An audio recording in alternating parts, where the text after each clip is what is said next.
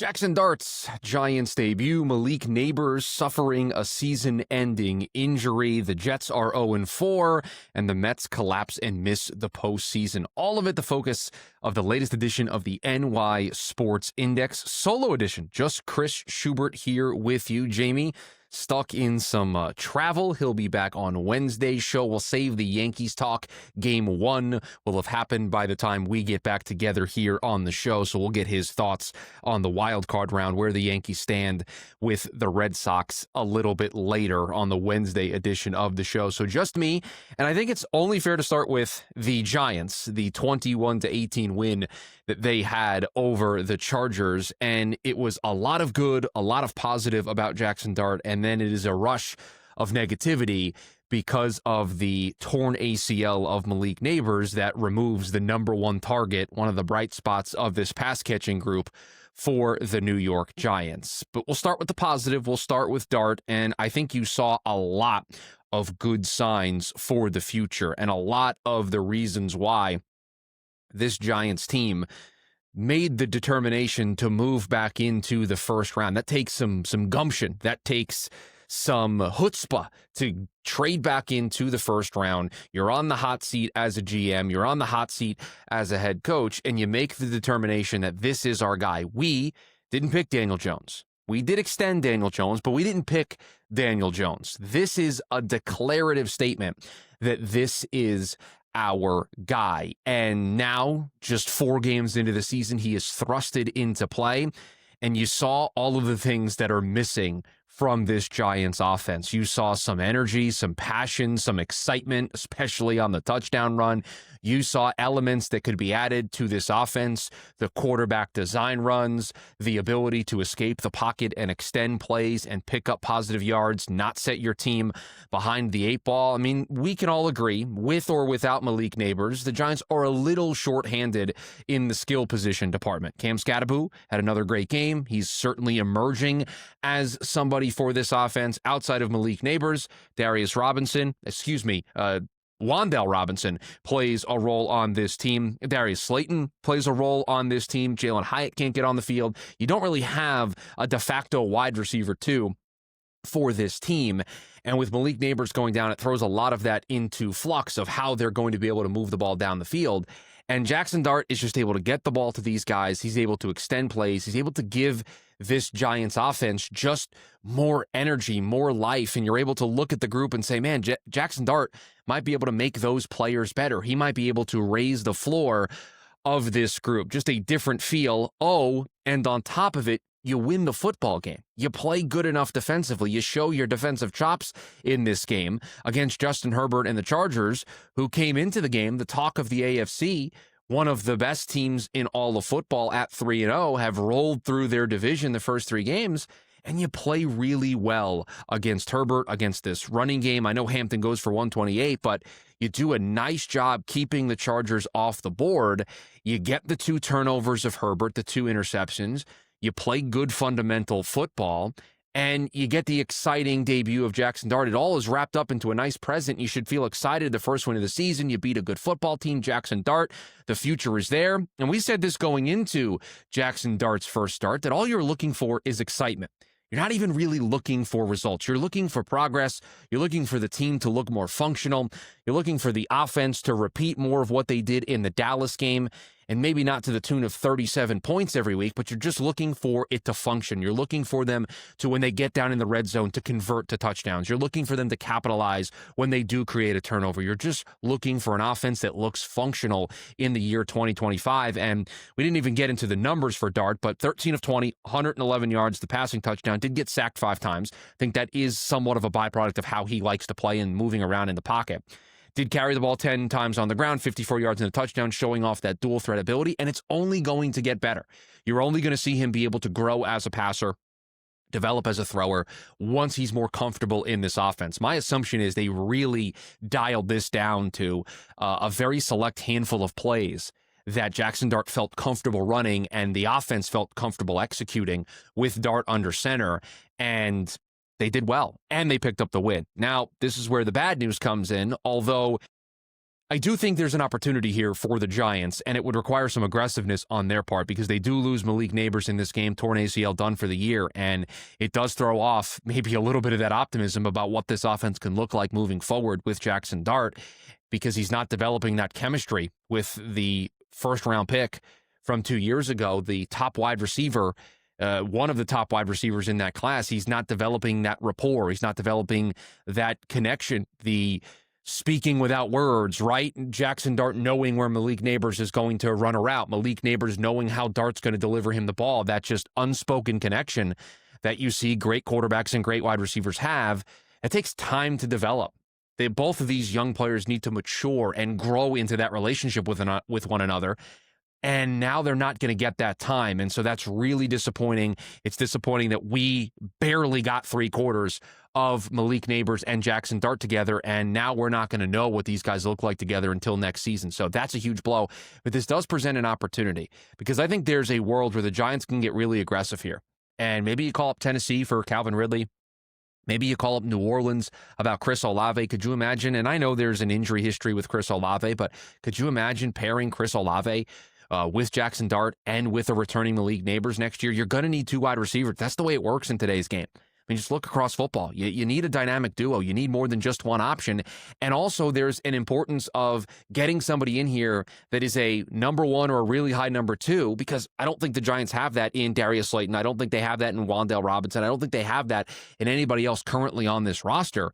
And so having that low-end wide receiver 1, high-end wide receiver 2 to be that go-to target for Jaxson Dart is also going to help his development. So I would very much aggressively be calling up New Orleans to see what they would want for Chris Olave. I know there's an injury risk there. I know he's had those concussions, but boy, I think you need to do Jaxson Dart a service here and give him a target so you can properly evaluate him, because everybody's job's on the line here. Brian Daboll's job's on the line here. Joe Shane's job may be on the line here. Jaxson Dart's future, if a new coach comes in here, could be on the line.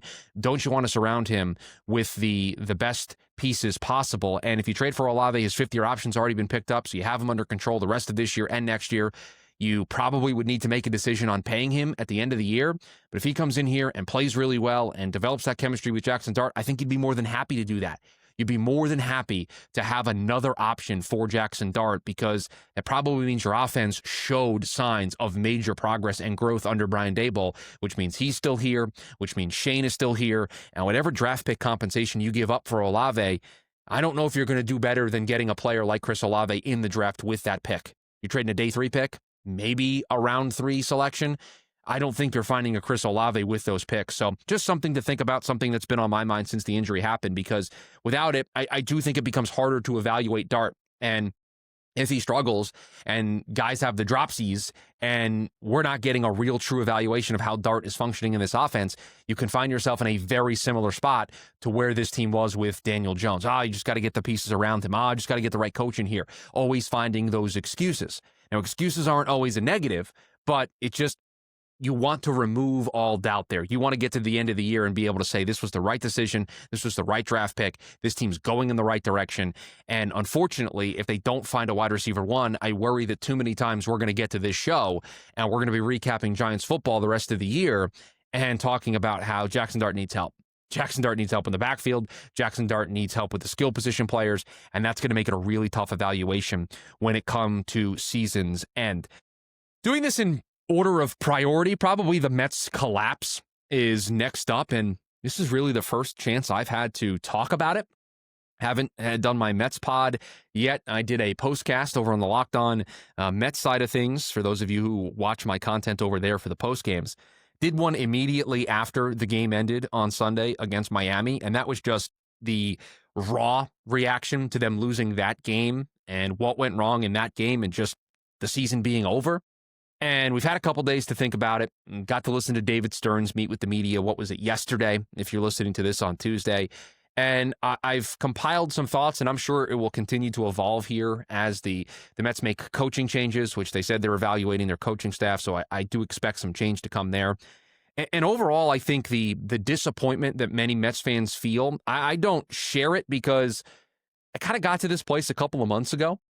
I have watched this team, as Gary Cohen mentioned it on the broadcast, slowly march to this point. part of being disappointed, part of it being a collapse is kind of the sudden shock of it all, the sudden surprise of it all happening, right? Like what happened to the Tigers and the Guardians, right? The Guardians coming out of nowhere in September to erase that deficit and take away the division from them and host those playoff games. That was a shock. That came out of nowhere, right? This has been happening since basically the team got back from the All-Star break. We have slowly watched basically the same team show up every single night and have the same problems. Not have enough starting pitching to rely on. An overworked bullpen ran out of gas. A lineup and offense at times could carry this team. At other times needed help, needed to be picked up by those pitchers. And they weren't. And it's not a surprise they missed the postseason.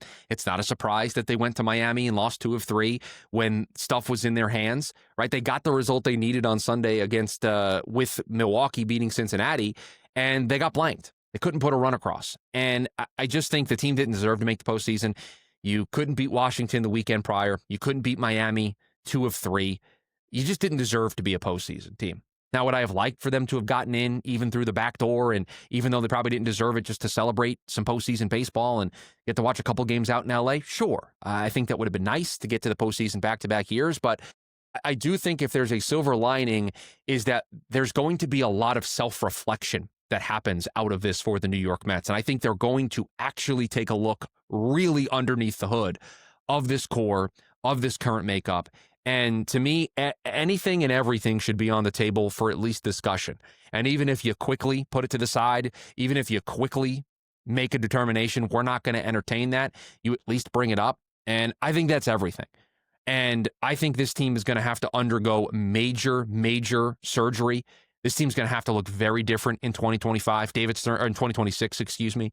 David Stearns has already hinted at that, talking about how the run prevention for the New York Mets was just poor all season. And there's going to be an emphasis on run prevention. 2 ways to prevent runs. You increase your floor of your starting pitching and your bullpen, and you play better defense. Defensively, the Mets were awful this year. Pete got worse as the season went on at first base. Jeff McNeil wasn't super solid at second base. Third base, when Vientos was in there, it wasn't very good. Center field, when it wasn't Tyrone Taylor, was a problem. Their corner outfield defense wasn't good. Probably Brendan Nimmo's worst year in the field of his career. They just need to get better. And for those out there that want Pete Alonso to come back next year, because he's already said he's opting out. By the way, I have no problem with Pete saying after the postgame when he was asked what he was going to do. I have no problem with him if he's already made that decision telling the world that he's opting out. It's not going to change anything about the way the Mets approach this offseason. It's not going to change anything about the way the Mets approach dealing with him in the offseason. So I have no issue with that. I didn't take offense to him saying it right away while the emotions were still raw. I didn't really have a problem with it. There's some of you that want Pete back. There are some of you that want Edwin Diaz back. And my only pushback to that, they're 2 great players, right? Pete Alonso made the Mets a better baseball team this year. Edwin Diaz made the Mets a better baseball team. Without them, who knows where they would have been. So I hear you. But if you do that, I'm not sure how different you can make the 2026 baseball team. It's basically running back an 83-win team that wasn't good enough to make the playoffs. And I'm sorry, that's just not going to be good enough.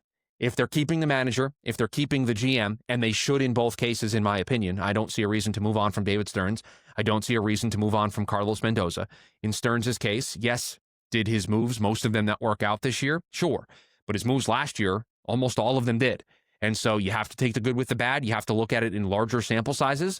And so give him time. This is only year 3. This will be his 3rd offseason. And I think there's going to be a heavily concerted effort on improving the defensive makeup of this team. It's a hallmark of how David Stearns built teams in Milwaukee, and it certainly was something that was lacking from this team this season in spades. And so that's why I can't see them just running this back with Pete and Diaz. Edwin Diaz was not signed by David Stearns, and the next time I see David Stearns give out a big money contract to a pitcher, let alone a reliever, will be the first. So I don't expect that to be the case. And when it comes to Pete, if Pete comes back, he's your DH. He cannot play first base every day. So if Pete does decide to come back, if the Mets do offer him that contract, would I love for him to continue to run up that franchise all-time home run number? Absolutely. Would I love Pete to be a forever Met? Yes, there is a value to that. I care about winning more. And if the Mets are going to win with Pete Alonso on their roster in 2026, it is as a DH, not playing first base every day. So they have to upgrade the defense at first base. I don't know if Jeff McNeil is long for this team. Brett Beatty certainly should be in pen, probably Sharpie, the third baseman going into next season. They need to figure out who's going to play center field. Maybe it's Tyrone Taylor to start the year until Carson Benj is ready to go. Lots need to be considered here. And obviously they're going to look at adding some pitching, although I think they're just going to trust the young starters getting a chance to be at the top of the rotation and get a full season's worth of starts at the big league level. But I expect the 2026 New York Mets to look very different at first base. I expect them to look very different at second base. I expect them to look very different in center field. Would not be surprised if they look different in left field. And probably one new face in the rotation, but I don't think it's going to be a big name unless somebody shakes loose on the trade market. But I know Stearns said that he would keep everything on the table. I'm until I see him give out a big contract to a starter over the age of 30. And he reemphasized it again in his postseason press conference, or I guess end of season press conference, where he said the best way for us to move forward is to develop frontline starters of our own. He mentioned it multiple times. He said, yes, we'll entertain things, but the best thing for the New York Mets would be for us to develop those number ones. And I think that was his way of acknowledging that, yeah, we'll explore everything, but it is our desire, it is our default status to want to make Nolan McLean the next ace of the New York Mets, to hope that Brandon Sproat is the next ace of the New York Mets, that Jonah Tong is an ace for the New York Mets. And so we don't have to go out and spend dollars there because we draft, develop those types of pitchers in our system. We become known for that. So obviously a disappointing season. Not surprised at the way that it ended, and not surprised with the way David Stearns took accountability, put it all on him, said he's the architect of the team. Not surprised that Carlos Mendoza is coming back. He had a great first year. I think this was a so-so year in general, but remember, a lot of this stuff gets dictated from the front office of how he handles the in-game decision-making apparatus. I think it's fair to say one good year, one bad year, you don't make a determination one way or another. You come back from year 3, and if things falter in year 3, then yeah, you're probably going to consider some stuff. But it's going to be a very busy offseason for the New York Mets. They have a lot of stuff to get done. I think they have to make the 2026 team more athletic, younger, better defensively. And I'm sure here on the NY Sports Index, we'll continue to break down what that may look like once we get there. But it's postseason time for the New York Yankees. And like I said, on Wednesday's edition of the show, we'll certainly have more for you. Last thing that we want to, at least I want to get to here before we sign off here, and this is going to be a shorter episode. Obviously, it's a solo episode, but it's a Tuesday show. Yeah, Jamie was traveling. I had some things going on, so we couldn't get out a show on Monday. So I wanted to give you guys something quick here on a Tuesday, and we'll be back with regularly scheduled programming on Wednesday. But it is Tuesday when we are recording, and the Jets played last night, or at least players in Jets uniforms played last night. They lose 27-21 to the Miami Dolphins. They are now 0-4 this season. Aaron Glenn still searching for his first win as Jets head coach. And Aaron Glenn said that this is not the same old Jets. He promised that things were going to change when it came to penalties, when it came to tackling, when it came to turnovers, when it came to the fundamentals, the little things that Jets teams in the past under Robert Saleh, under Adam Gase, under Todd Bowles, just didn't do well enough to win football games. And unfortunately, that looked like the same old Jets last night. In fact, it looked worse. 3 turnovers. They lose the turnover battle to a team that hadn't gotten a turnover all season long. The penalties, 13 penalties for 101 yards.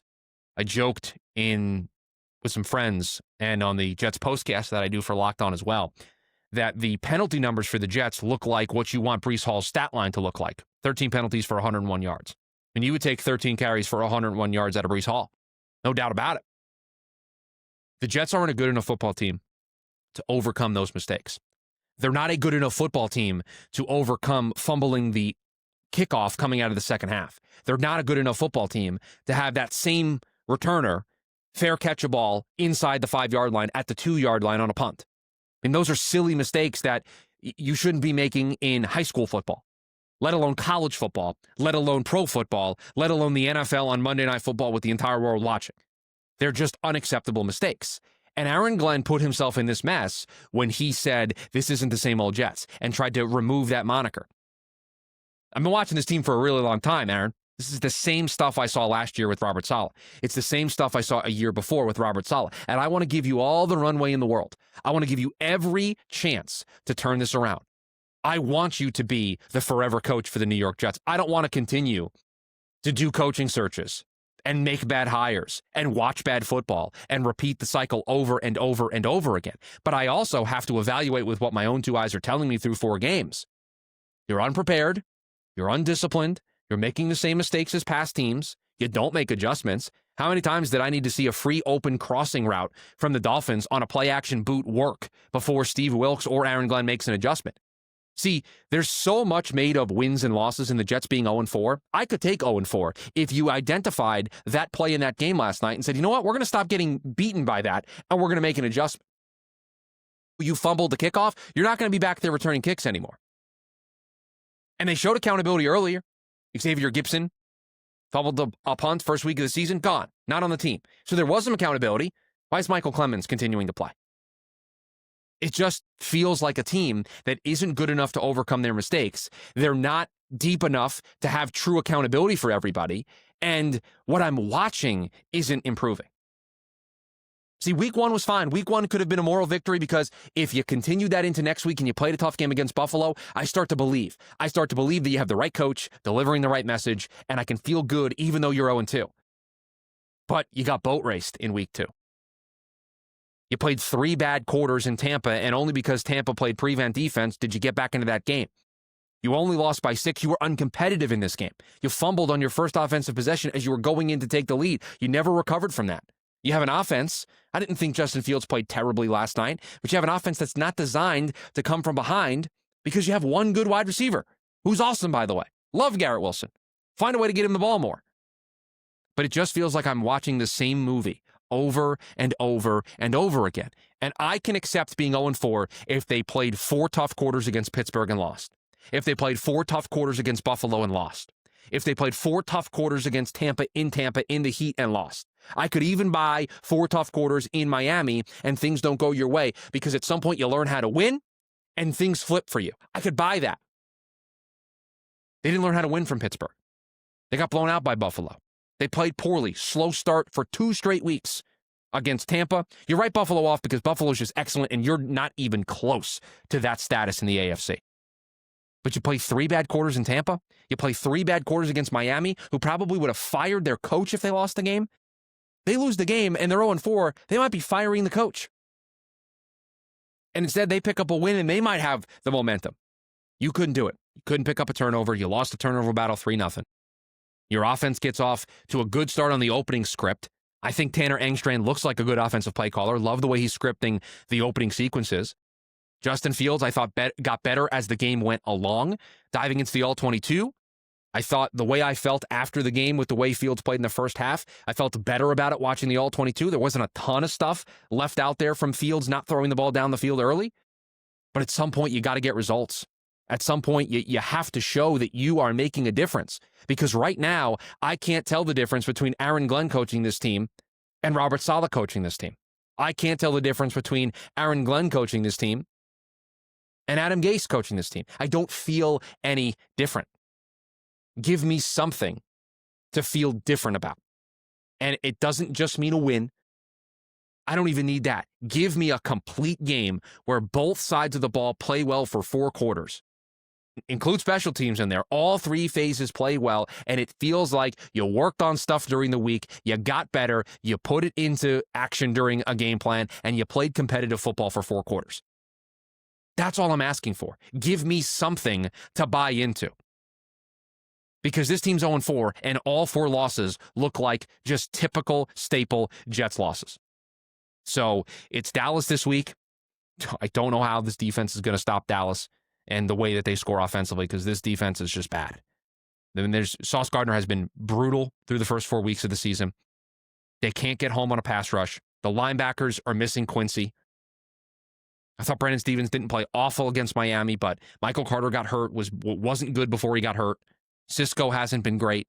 I mean, just all 3 phases, there's a problem. And so I just don't know what the answer is. Just give me something, or else if you continue to stack losses where you're committing a ton of penalties and procedural stuff too, right? You're getting off to slow starts. You're not winning the turnover battle. You're just looking like one of the worst teams in football, and you continue to do that week in and week out, and there is no improvement, then Aaron Glenn may be one and done. I'm not there yet. I'm kind of starting to get there with wanting to remove myself from being somebody who thought Aaron Glenn was the right hire, because I did think Aaron Glenn was the right hire 4 weeks in. I'm reevaluating. That's where I'm at with this. And so just incredibly frustrating that this team has played this poorly through the first 4 weeks, and they need to turn it around quickly because it's New York. And now the noise gets loud very, very quickly. I think we covered it. Jaxson Dart debut, Malik Nabers injury for the Giants. We talked about the Mets collapse, the Jets looking terrible again on Monday Night Football. We are back, Wednesday edition of the show. Jamie will be back sitting in with me here. We'll talk all things Yankees. We'll continue to dive into Mets. I'm sure he'll have some thoughts. He'll have some thoughts on the Jets as well. We'll get his thoughts on the Giants. So we'll get you ready for the week ahead here on the NY Sports Index. If you are new listening to the show for the first time, don't worry. It's not always a solo vehicle.